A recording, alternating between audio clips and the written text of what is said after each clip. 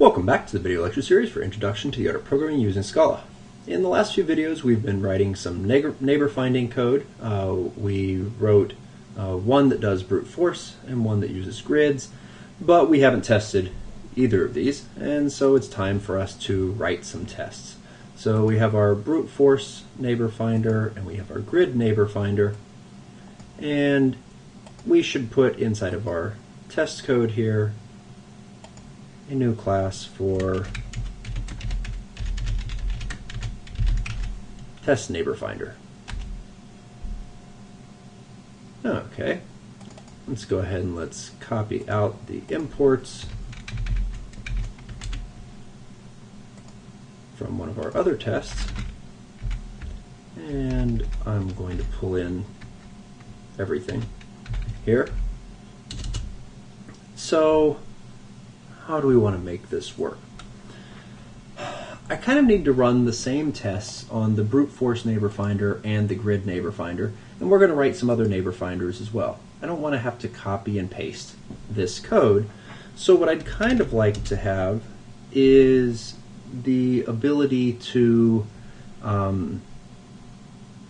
write a function that I can call with whatever neighbor finder I want. So a simple way to do this would be, so let's def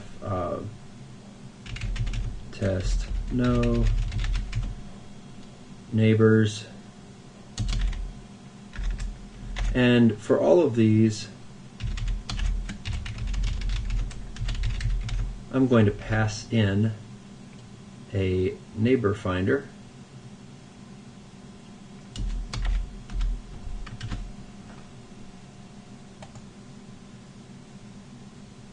GHBOR finder, what are we? Oh, it takes type parameter. This will be a neighbor finder on array of double. Okay. And that way we'll just do everything. Notice I'm not putting an @test annotation here because all of our tests need to have no parameters for them. So my @test will be a def test brute force no neighbors.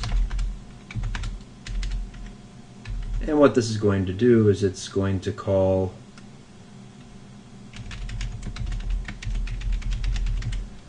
no neighbors with a new brute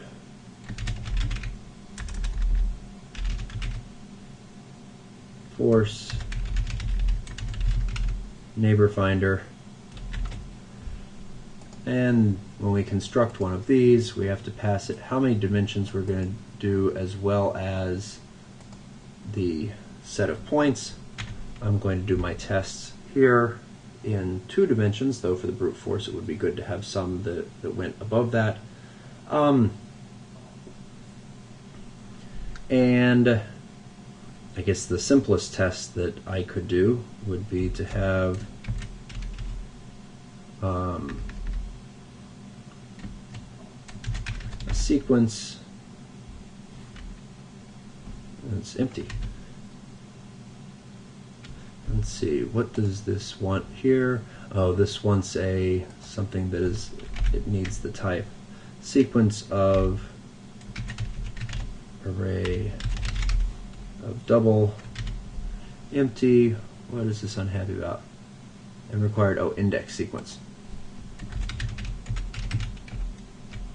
In fact, just to test this, question is, could we say just index sequence? There we can, because it can figure out from the type over here that it needs to be an index sequence of whatever our type A is on this, and because we're passing this into a neighbor finder of array of doubles, it can figure out that this has to be creating an array of doubles. So we can Okay, the way that this is going to have to work, we're going to call on our neighbor finder dot visit neighbors. I'm supposed to pass it an array of doubles, which will be 2 doubles, a search distance 1, and a visit function. Okay, now this is where things get potentially interesting for us, is that this needs to do something that then I can check inside of my test. So one possible way of doing this would be to just count how many there are and make it so that this is a function of A goes to count plus equals 1. Now, because there should be nothing that matches this,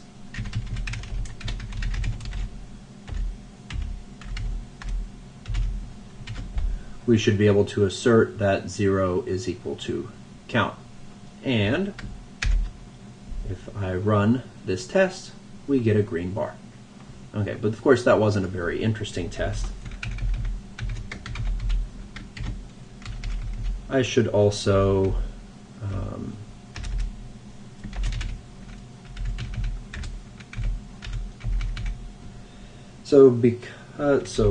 so we'll test one neighbor,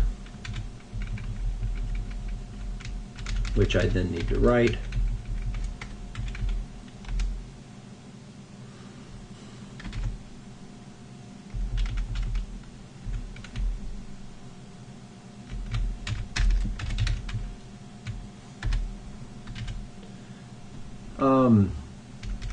Okay, and we're expecting this to come back with 1.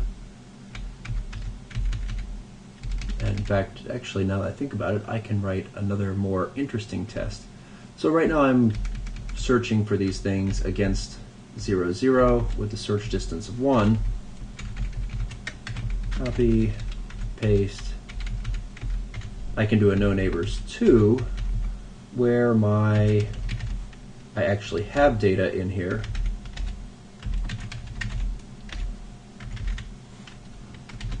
It's just none of them are close enough.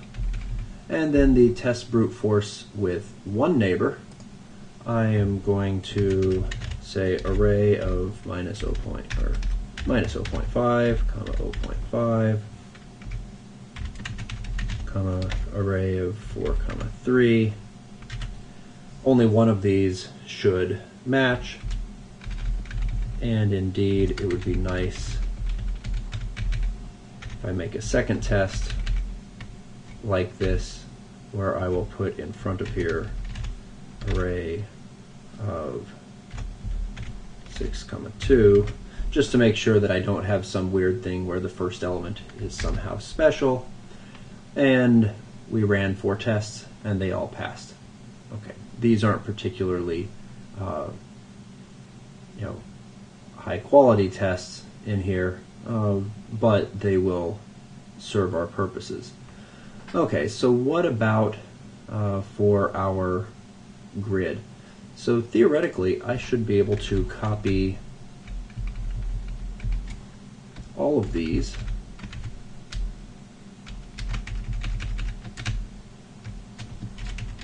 I need to change their names.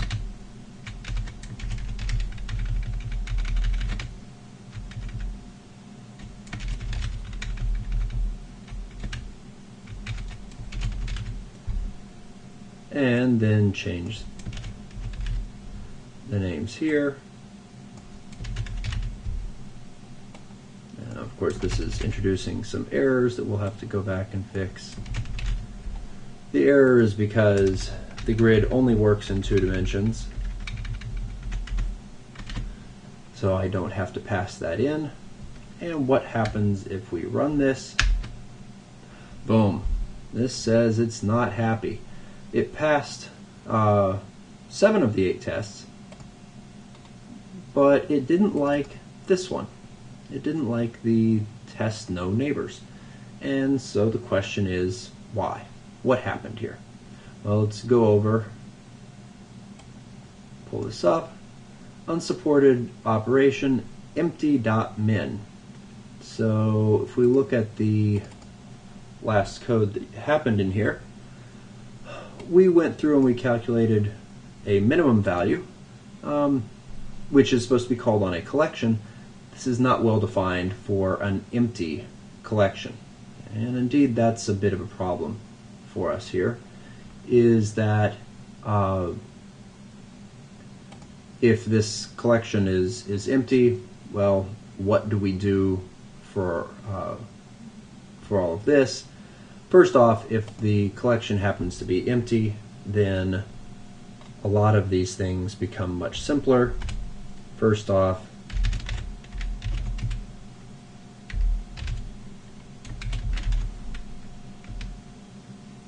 let's go with just a call to non-empty. Then we do this.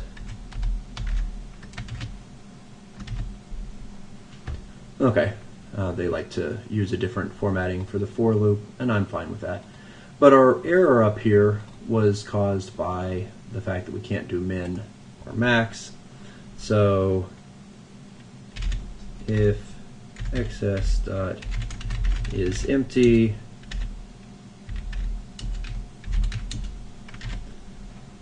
okay, so this is still going to be a nice double, but I want to do this basically for all of these, and if it's empty, that won't wind up happening. And now we pass all 8 of our tests. Okay, this is still not very robust. It would be very nice to have some more tests where we have a large number of points and we make sure that enough of them are close by. But I'm not going to take the time in this video to write those tests. That remains as an exercise for the viewer. We'll come back in the next video and we'll see what the limitations are for grids, and we'll talk about how we can get around